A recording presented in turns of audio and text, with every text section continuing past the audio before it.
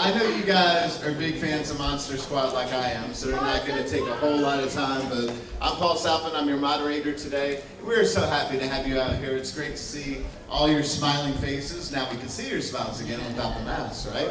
But we're going to actually bring up the people behind the mask too. This is so cool. Have any of you guys seen any of the monsters in real life here before? I know we've had Andre and Ryan here before, but this is going to be so fun. We've got a great panel for you today. So I'm going to bring everybody up one by one, and let's see. Who should we bring up first? Stan. Stan. Oh, you know what? We're going to bring up Stan Shaw. That's right. Here he is. Stan Shaw.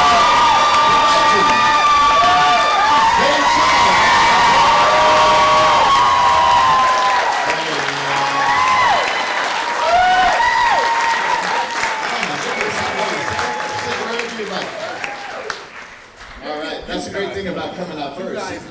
Great. Yeah. Wow. Beautiful people. Power. I love it. How about the mummy? Michael Reid. There's the mummy. Oh, there he is.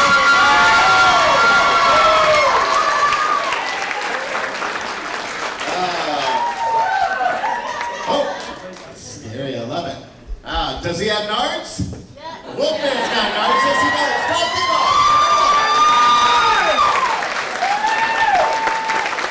There he is.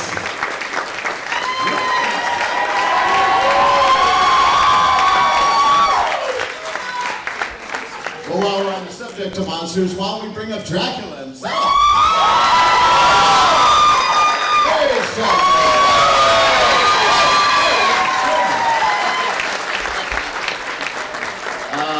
I love this. Okay, well, you know what we have to do now. Of course, we got to bring up Dad here. See my, where is he? Everybody!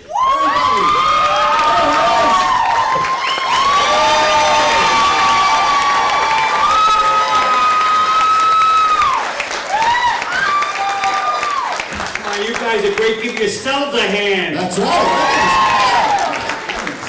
All right.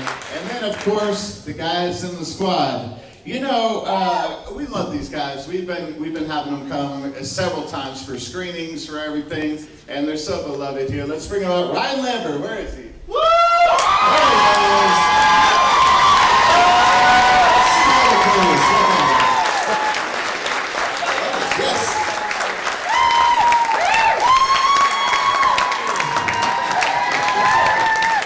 All right. And where would we be without the leader of our squad? Here he is, Gower himself. There we go.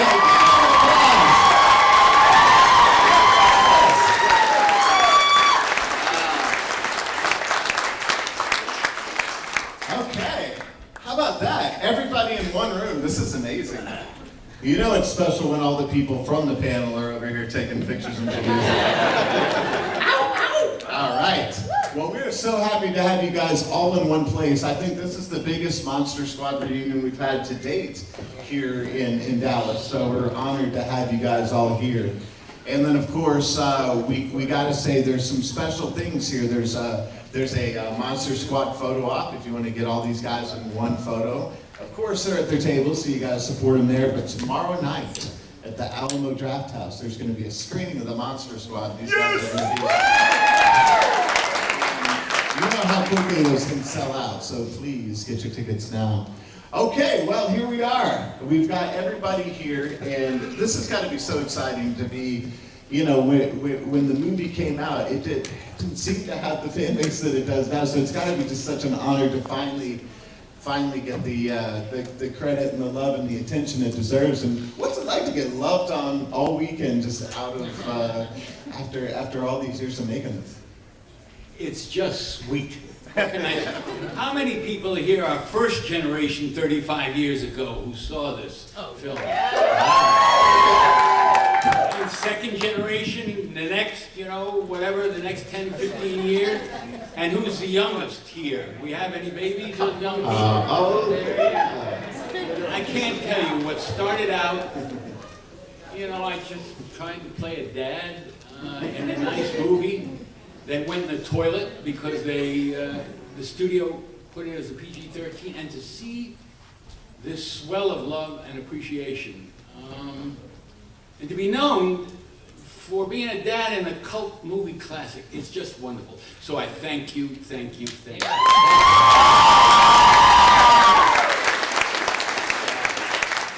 And no one knows more about the swell of all this and has captured it all like Andre Gower over here. How many people have seen Wolfman's Got Nards?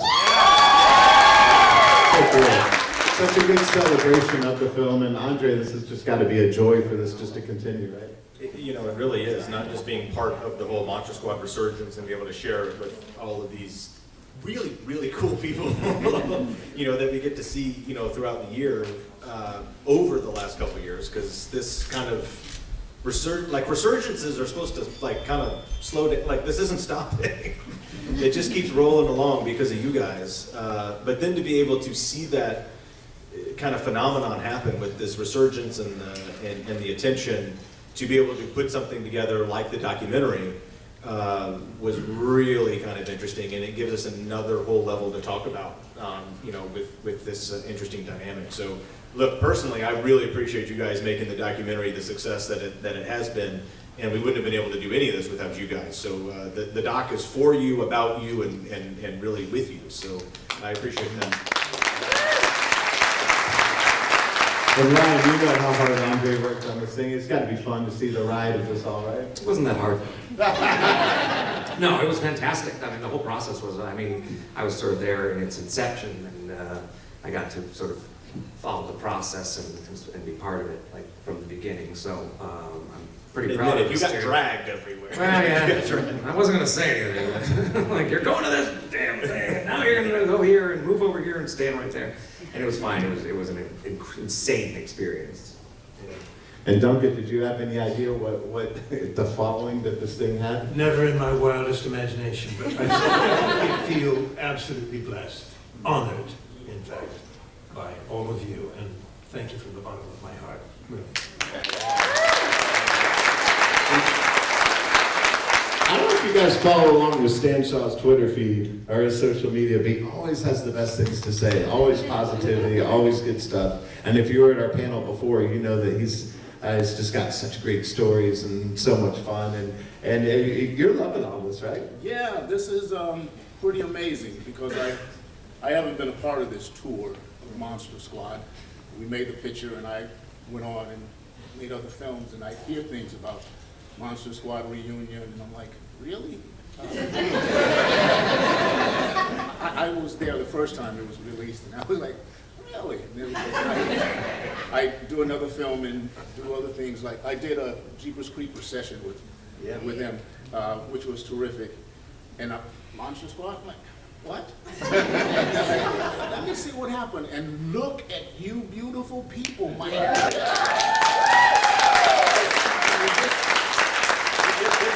It's amazing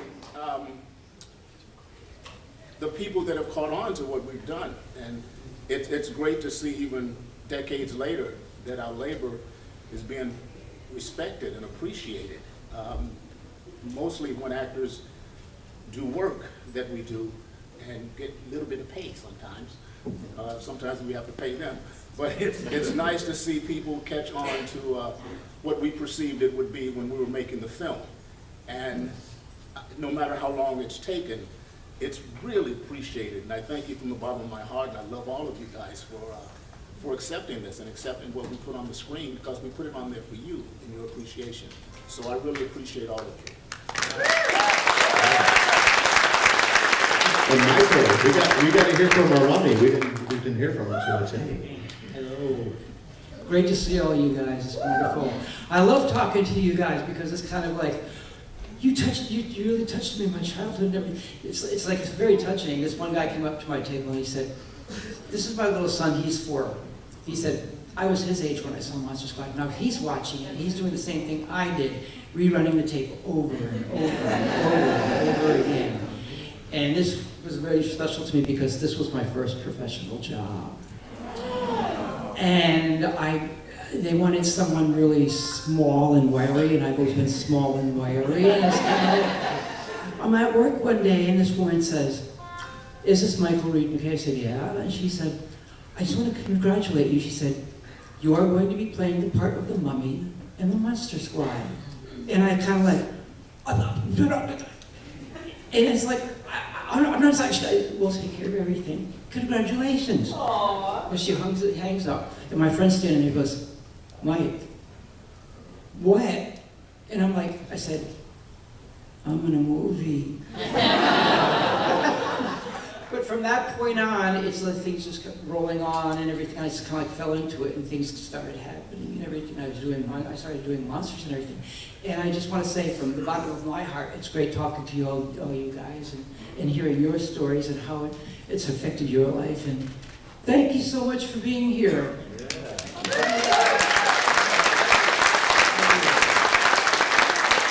And we got to hear from Carl too, because you got to be the most surprised seeing all the Wolfman shirts and just the character itself living on so much fastest. Yeah, it's been from a long place, from originally getting the part. When I first got it, I thought it was cast as a non-union film, and it was an extra part originally.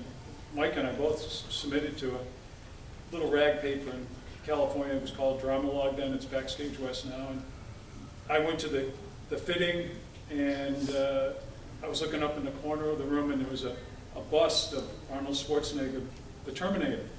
And I remember saying to the guys that were working on me, I was doing the fitting, going to do a full body cast, and I said, how'd you guys get that? I said, you can actually get stuff like that?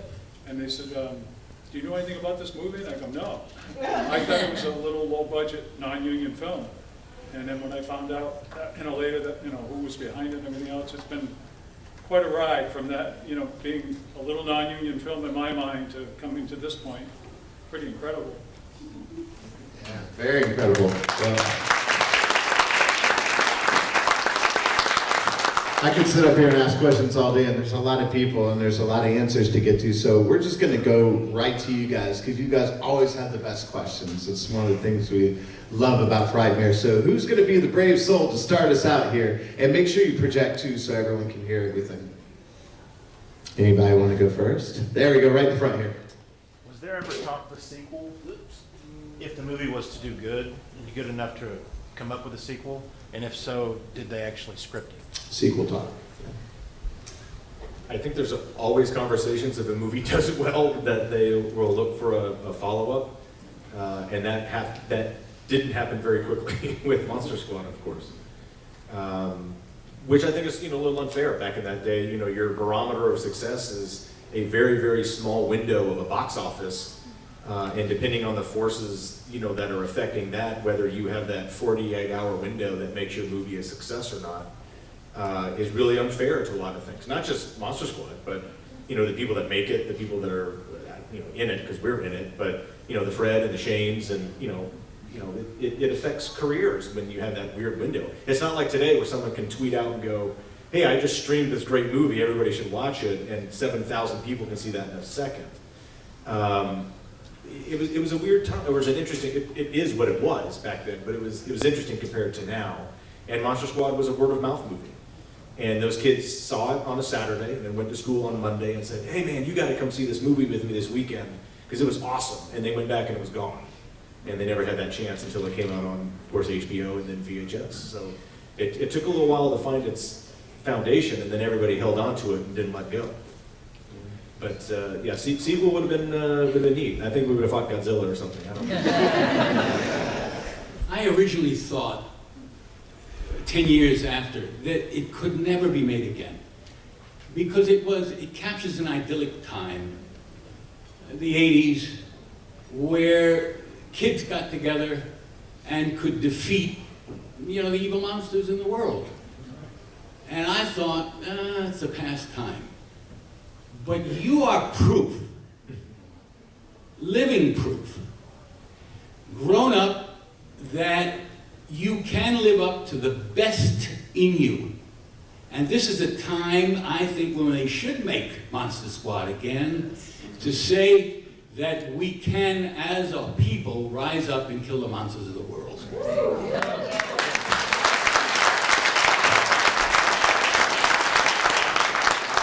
The sequel will be the Phoebe character, grown up.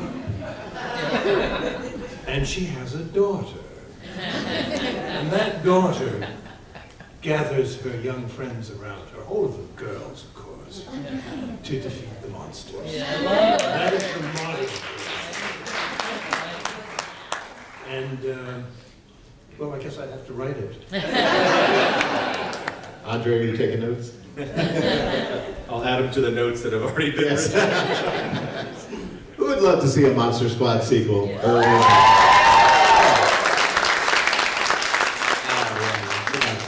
All right, he's got another good question. All right, and the yellow shirt back there, all of it. Okay, so what's cool about Monster Squad is like, it's like an 80s film, but it almost feels kind of like 50s in a way, too. Like it was a safer period of time. But all that aside, was Kick 'em in the Nards, was that improv or was that the script? That was scripted. That was on the page. Yeah. And this is one of my, I like this story, I'll make it quick, but it was on the page. I'd never seen that word before in my life.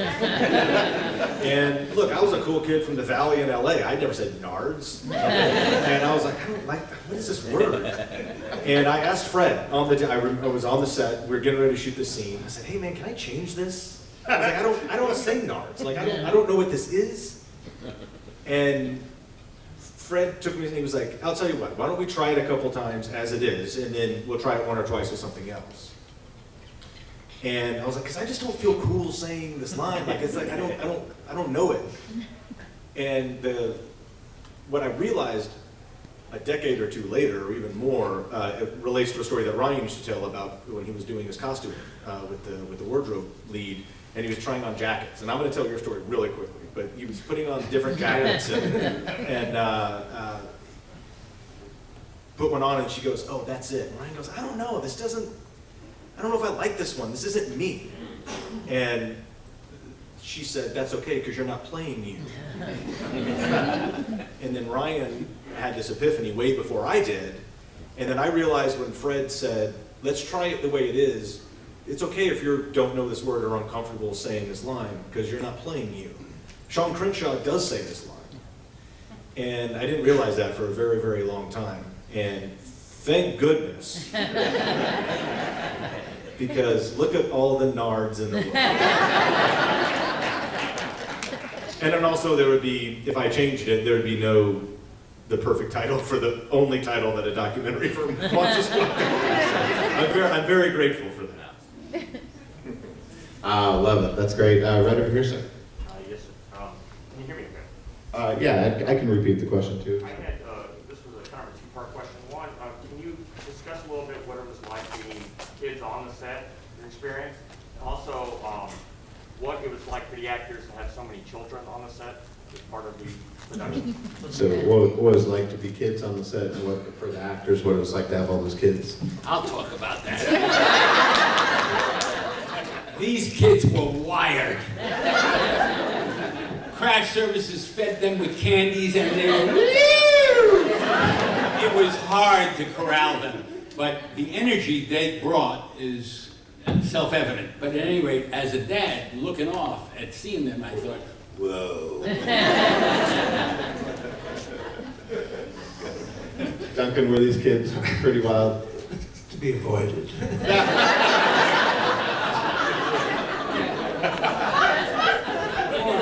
I mean, that does kind of sum it up right there, actually. We weren't really allowed to interact. They didn't want us interacting outside of, the scenes with any of the actors playing the monsters. And so it was weird when they would find, we read the script, we knew the lines, we knew what was about to happen, and then all of a sudden, they're like, "Okay, ready?" And then Duncan would walk in, we'd all go, "Holy fuck." Oh my God. That's the scariest thing I've ever seen in my life. And that was the fact. That's what it was supposed to The be. feeling was mutual. Right. Well, I have to tell you, it's like working with these kids. It was great for me because it's like I felt like a kid myself. But little Michael Faustino, who played the little boy, it's like he got really protective of with me. And like, it's like, he'd say, he would hold my hand, he'd walk me to craft service. And every once in a while, he'd look up, he goes, "You okay?" It was very sweet, very endearing. And every time, like, I'd eat some food, whatever, and it's like, you know, he'd have like a little napkin, and he'd go like, it was very sweet. Now, there was one other time where I actually got like really scared when we were doing the Jeep scene. And she told Fred, she said, "I'm scared, I don't want to look at him." And so like, Fred came up to me finally and said, "Mike, do me a favor. Go up to Ashley and tell her it's Mike, you know." And so like, she said, "I don't want to look at him." And so I went to her and said, Ashley. I said, and I pulled my lip down, I put my shoulder on my lip. I said, "It's Mike." And from that point on, she calmed down, she did the scene, and she did it like a trooper, and she was fine. So I really enjoyed working with the kids on the set. And there was that ruling, like not to interact with them, but it's like there is those moments that, you know, I did. And so, and it was just a wonderful experience. I had a great time. It was a blast. Yeah. Andre, were you the most rambunctious? I don't know if I was the most. Were we rambunctious? I don't think we were that rambunctious. Look, being on a set like that, you know, it's a giant adventure. It's a really cool thing. Just a spectacle and a marvel to be a part of that scope and scale of something that was really awesome. But you know, it's harder to work with kids because there's the restrictions. You can only be on set for so long. You can only be in front of camera for so long. You got to go to school every day, and so the adults have to deal with that, and that schedule has to change. And then we have to deal with that because we have to get everything crammed into a very compressed amount of time. And a lot of people think it's like super fun. Look, we had fun. We became friends. We became friends with, you know, our other castmates and did play around. But making a movie is a lot of work, and especially when you're trying to do it in a compressed amount of time. And as that younger actor group, yeah, he knows. And you know, there's not a lot of, you can goof off later, but there's no goofing off when you got to work. Because no one wants the kids to be the reason that things go overtime. And you feel that, and you know that. And so you try to be as professional and rock it out as much as you can, but we still had fun. So when we were done with our day, like we would stay around and watch, because they had to stick around, do our stuff, and we would be out. And then the adults would stick around and make a movie until the wee hours of the night. And that was impressive. And fortunately, I got to hang around a few hours on late days and watch these guys do some really cool stuff that not a lot of kids in the world get to see. So that's interesting. You know, it's always interesting to see the perspective of a young man who is now 40-some years old. I remember meeting your mother, and when I saw Andre and the other kids whiz by one time on some kind of inclined plane, and we were being called to the set, I looked at your mother, and your mother went like, that's what I remember. Dorothy remembers that too, Stephen. Well, I remember when I was on the set, I didn't associate with the kids that much. I came to do my scenes, and I was an older guy and a professional, so I came to do my scenes and leave. And I started noticing Ashley when we were doing the whole scene with the vortex, and she had to speak in the language with the scary German guy. And I thought she was adorable and really, really, really smart, and I started calling her the little genius. And I remember going up to her mom after watching her, and when she's amazing, and she's just adorable, and she would come up and say hi to me and hold my hand, and I asked her mom if I could have her. And she said, "Well, no, that's much." I said, "But you can have more. You had this one." And she's great. And I said, "Why do people who have like these ugly, dumb kids keep having lots of them?" And you had this amazing child, and you only have one. I told her, you shouldn't even even be here. You should be out there making more. And she laughed, and then she said, I'll consider it.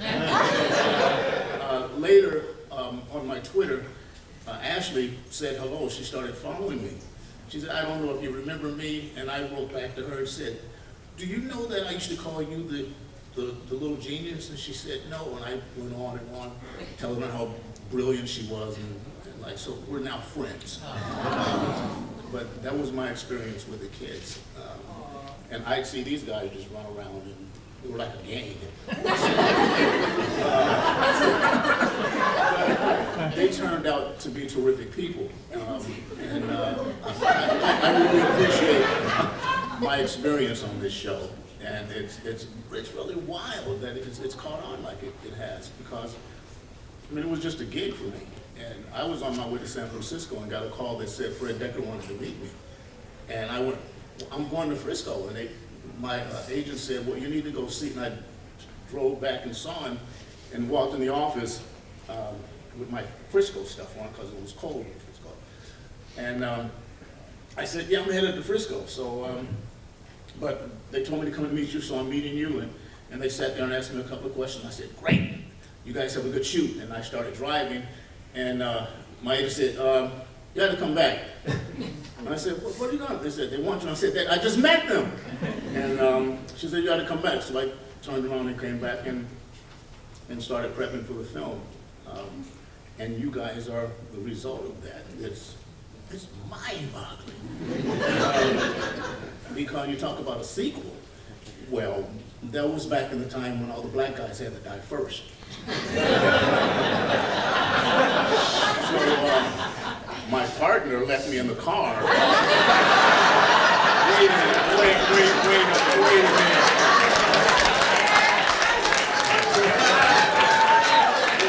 If you recall, I looked at him and went, hey! Where's the bomb under the car? He stood on the safe side going, damn. I remember, you know, when I think back and I see Stan, I think to myself, there was one scene, when I hear his positivity pouring out like this, I remember there was one scene. Fred says to us, all right, you're in this car, and you're driving down the road, and you encounter another vehicle that goes right straight through you. Yeah. And I looked at Stan and I said, do you understand what the fuck he's talking about? And Stan looked at me and he says, Steven, we're actors. Make believe, just go, ooh. So I looked at him, I was driving, and I looked at him and I went, ooh. Cut print. and it worked.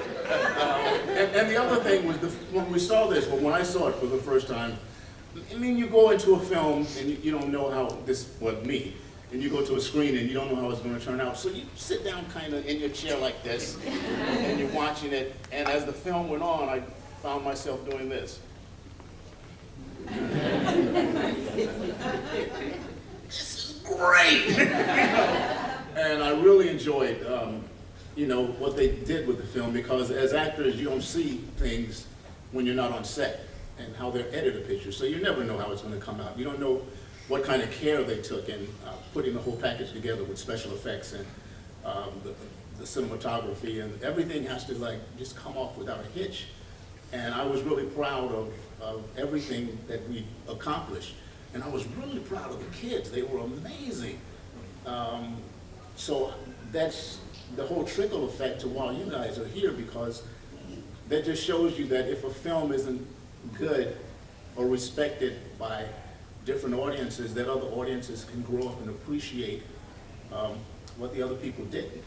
And it's amazing and gratifying that our work wasn't a wasted effort. And I thank you guys for that. Yeah. You know,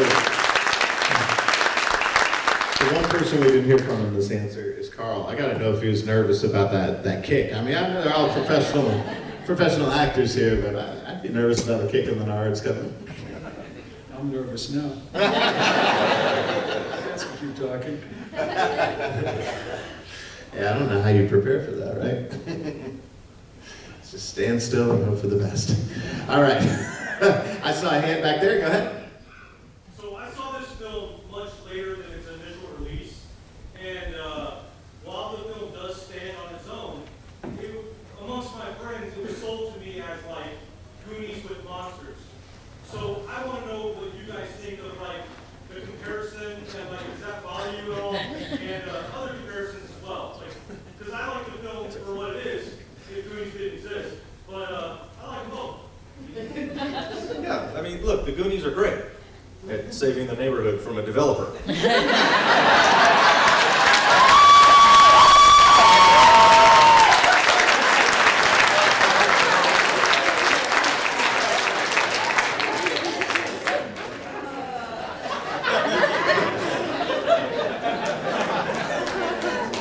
End tweet. Yeah. Well said. All right, go ahead, sir. Hey, Andre, I've read on the internet that you were on a podcast, Awesome 80s podcast or something, and you discussed an unfilmed sequence or possibly a film sequence involving Dracula, Stranger Van Helsing, something along. Right. Did Liam Neeson take part in that? Yeah, so some of you may or may not know, in the quick scene when we're in the mansion, when we find the amulet and we've kind of split off to go, do the beginning of the adventure, we go into the scary mansion house, because that's where the map said to go. And it was completely written different, it was much longer, it was a much longer sequence. And we go into these different levels of this house and underground, and I always liked it because it turned into this episode of Scooby-Doo, running around and trapdoors and all this stuff. And we were supposed to encounter like a different monster on each level, and then it ends in a culmination. I think we're trapped in a room, and we're barricaded in there, and Carl, Wolfman's in there banging on the door, and we're trying to plan what we're going to do, and we're supposed to be smart, and we're like, let's just kick him in the nards. And that's not what happened, because I think timing, and they were rewriting, and budget-wise, and we ended up doing this much shorter version, but it's supposed to start off with, we go into this house and we see this guy, and I always joke that I can't remember if he's supposed to be like, hi, I'm a real estate agent, or if like, I'm Van Helsing's grandson or something. And Monster Squad as a script is a bunch of setups and payoffs, as any good movie or story is, but Monster Squad with Shane Black, it's always setups and payoffs. And Monster Squad, the final cut, is a whole series of setups that you don't get the payoff. And there's a lot of payoffs that you never got the setup because you didn't know it was a payoff. And one of them is scary German guy saying, if I was a vampire, I wouldn't have a reflection. Cut to a couple scenes later, we're in this house, we see this guy, he's like, here, come help me, I'm looking for something, maybe you can assist. And we go into this house, as kids do with strangers. And we go by this big kind of mirror, and as a group, Sean looks and sees this mirror and sees the whole group except for that guy. And it was supposed to be like a floating mask or something, and it's Dracula being shifty. And then we know we're in trouble, and we say, oh shit, let's run, and that starts the Scooby-Doo thing. There was a bunch of actors that read for every role in this movie, and one of them that had originally read for the role of Dracula, until Duncan came in and literally murdered it. And that guy was Liam Neeson. And so they called him back to apparently do a day as the guy, as the real estate agent, or whatever he is. And he was on the set, and we never shot that sequence. And so I guess he was apparently there. I asked years later, Fred said, yeah, that's true, so I guess it's true. So, yeah, it would have been an interesting sequence, and it made the movie about 5 minutes longer or so, which was... I saw a hand right back there behind the camera. Yes. Yes. This was Dracula. Were you that private investigator, that detective that was in that Meatloaf video, I Will Do Anything for Love? I don't think so. But he won't do that.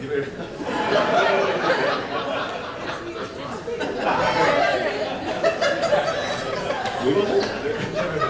Yeah. It's a great video, though. That is a great idea. Yes, sir. I think it was Liam Neeson.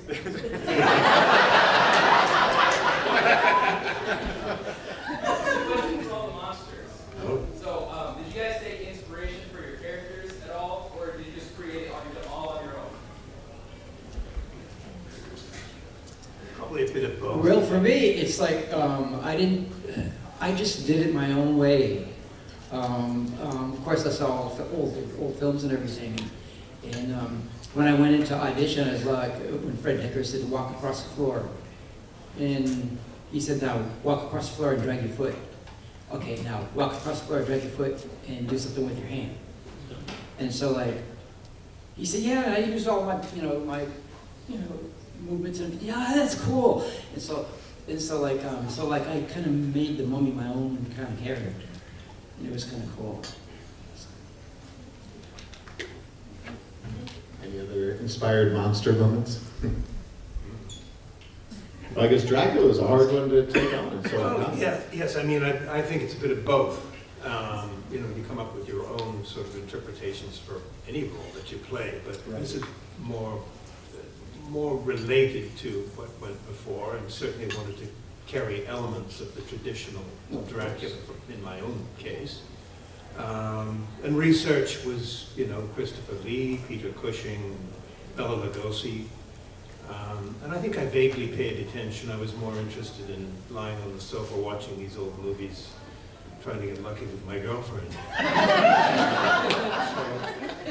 I was distracted somewhat, but it was helpful in the end, I suppose. Some memory of it came back to me. Vague recollection of something happening on the screen.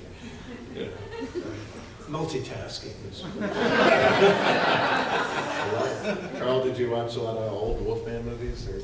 I was a fan of Lon Chaney, and I did use him, but I was more inspired by Stan Winston's artwork that he drew for the Wolfman. And Lon Chaney, if you watch, he used to walk on his tippy toes, kind of like a werewolf with a, I think he was imitating kind of that wolf, kind of a dog thing. And Stan had this character, real sprawled out, with his arms out, his legs out, standing flat-footed. And so that's where I got my against Q, and kind of went with that. That's why, and I think that Wolfman works really good, just sort of really broad and wide, Well, I know we could talk about Monster Squad all day, but we've got time for one more great question. Let's go right here. It's not great. It's just real quick, and then you ask one great question. Okay. Ryan, I just want to thank you for Kids Incorporated. All right, there we go. All right, who's got the great final question? Let me add something to the creatures question. It's all the universal monsters. Stan Winston seems absolutely fascinating and amazing, and the best in the world to do that.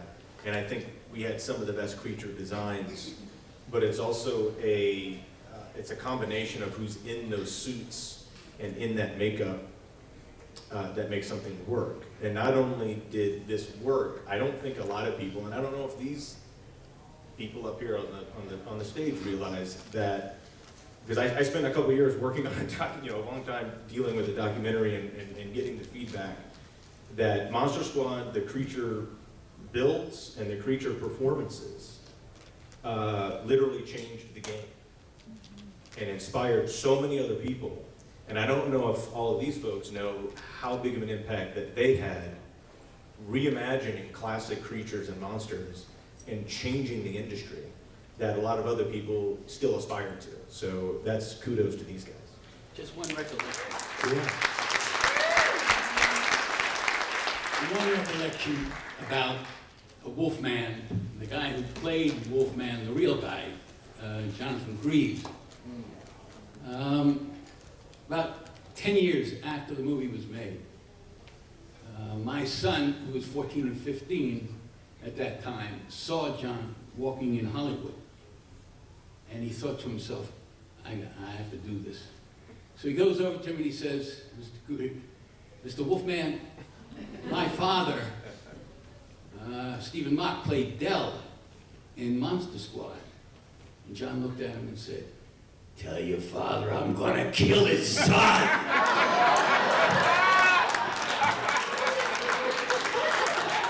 And it was that reason why I left you in the car.